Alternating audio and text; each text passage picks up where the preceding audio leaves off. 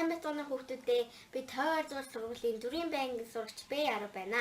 Өнөөдөр би төрөлөө хөтөж зориулсан бяцхан түүхүүд намаас нэгэн өгүүллийг та нартай танилцуулах болно. Энэ бол Малала Юсуф цагийн тухай өгүүлэг юм аа. За, сургууль сурах дуртай нэгэн охин байжээ. Түүний нэрийг Малала гэдэг. За, тэр Пакистан улсад төрсөн.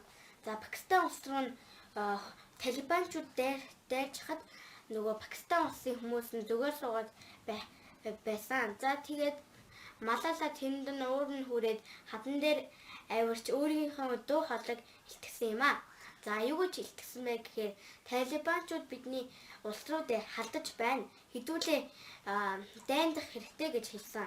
За тэгээд Пакистан улсын хүмүүс нь эр зэрэг орж хамтдаа дайнджээ. Тэгээ Пакистан улсаа амар тайван авч үлдэв.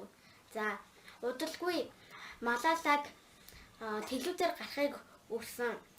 За тэгтэл Малала зөвшөөрөөд очтол нэгэн талибанчууд сургуулийг хажээ.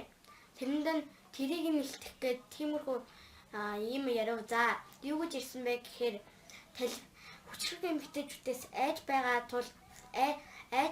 байгаа болохоор талибанчууд октийн сургуулийг хаажээ гэж хэллээ.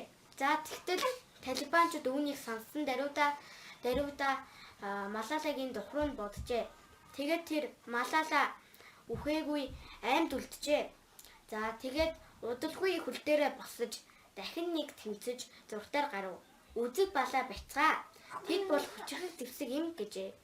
За тэгээд тун удахгүй Малалад дэлхийн Нобелийн шагналыг хүртлээ. Тэгээд Малала алдартай охин болж энэ бяцханд төрөлөө хөтөж зориулсан бяцхан түүхээр гарсан юм.